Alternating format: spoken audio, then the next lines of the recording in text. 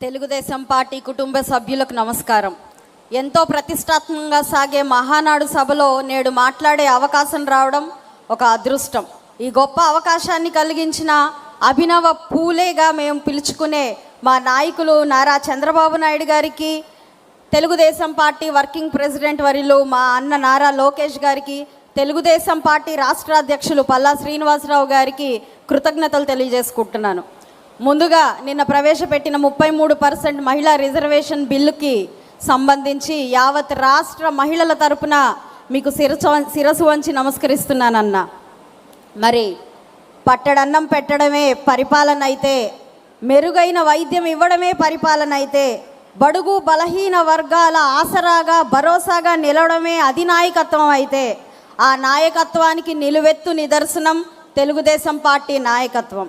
అక్కడితో ఆగక మహిళలకు సమాన హక్కులతో, సాధికారతతో, స్వేచ్ఛతో, యువతకు ఉద్యోగ కల్పనతో, పెట్టుబడులతో, పారిశ్రామికీకరణతో, ఉపాధి హామీలతో, సమాజ భాగస్వామ్యంతో పేదరిక రహిత రాష్ట్రంగా మలచాలన్న సంకల్పంతో సూర్యుడు కూడా చేరలేని చీకటి జీవితాల్లో వెలుగు నింపుతూ ప్రతి ఒక్కరిలో బాధ్యతను, స్ఫూర్తి నింపుతున్న దార్శనికులు నారా చంద్రబాబు నాయుడు గారి పరిపాలనను ఏమనాలి, ఆ నాయకత్వానికి ఏ పేరు పెట్టాలి, మనం ఆలోచించాలి.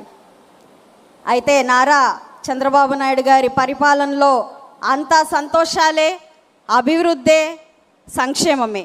హ్యాపీ, హెల్దీ, వెల్దీ రాష్ట్రంగా మన ఆంధ్ర రాష్ట్రాన్ని తీర్చిదిద్దడమే ఈ సమాజం అనే దేవాలయంలో కొలువైన దేవుళ్ళు ప్రజలకు ఆయన చేయాలనుకుంటున్న సేవ.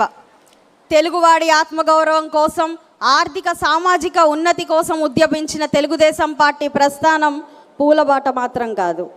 నాటి తెలుగుదేశం పార్టీ వ్యవస్థాపకులు అన్న నందమూరి తారక రామారావు గారి నుండి నేటి యువ నాయకులు నారా లోకేష్ గారి దాకా, తోట చంద్రయ్య లాంటి కార్యకర్త నుండి మన చంద్రన్న దాకా ఎన్నో ఆటుపోట్లను ఎదుర్కొంటూనే ఉంది తెలుగుదేశం పార్టీ.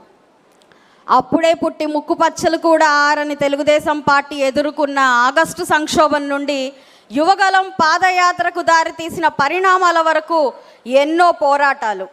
మన తెలుగుదేశం పార్టీ ఢిల్లీ అహంకారాన్ని, మోసాన్ని చూసింది. 2014 రాష్ట్ర విభజనతో జీవం కోల్పోయినటువంటి తెలుగు రాష్ట్రాన్ని బరువైన గుండెతో మోసింది. ఉచితాల ఎరవేస్తూ ఒక్క ఛాన్స్ అంటూ వచ్చి తెలుగువారి ఆత్మగౌరవాన్ని దెబ్బతీస్తూ ఆంధ్ర రాష్ట్ర ప్రజలను వలసదారి పట్టించిన నాటి వెకిలి నాయకుని నియంత పరిపాలన చూస్తూ ఉండలేకపోయింది. 44 ఏళ్ల తెలుగుదేశం పార్టీ సుదీర్ఘ ప్రయాణంలో ఎదుర్కొన్న సంక్షేమాలు, కష్ట నష్టాలు 5 నిమిషాల్లో వివరించాలి అని అనుకోవడం ఒక పెద్ద సాహసమే అవుతుంది.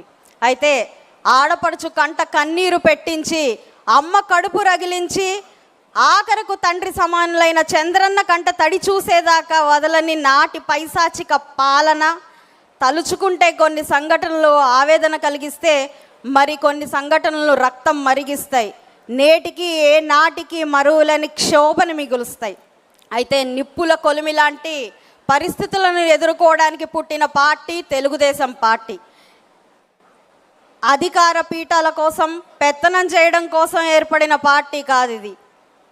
పడిన ప్రతిసారి రెట్టింపు వేగంతో లేస్తామని చెప్పిన నాయకులు అన్న నందమూరి తారక రామారావు గారు.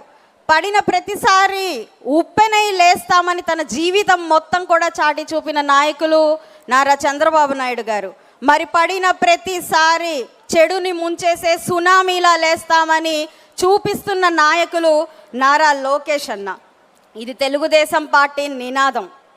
నేడు ఈ వేదికపై ఒక పాలిట్ బ్యూరో మెంబర్గా, ఎమ్మెల్యేగా కాదు, ఒక బడుగు బలహీన వర్గాల రజక జాతి ముద్దు బిడ్డగా, ఒక కార్యకర్తగా మీ ముందు నుంచొని ఒక మాట చెప్పదలుచుకున్నాను. జగమెరిగిన సత్యం, ఈ రాష్ట్రాభివృద్ధి చంద్రన్న వల్లనే సాధ్యం. ఈ మహర్షి చంద్రన్న వల్లనే ఇది సాధ్యం. 5 రూపాయలకు జై కొట్టే వెకిల పార్టీ నాయకులు, కార్యకర్తలు ఎక్కడా? జై చంద్రన్న అంటూ తన ప్రాణాలు సైతం లెక్క చేయని మన కార్యకర్తలు ఎక్కడ?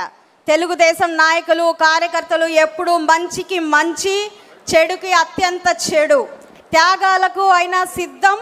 మాట జారితే, తప్పు చేస్తే తాట తీసేదాకా తగ్గం.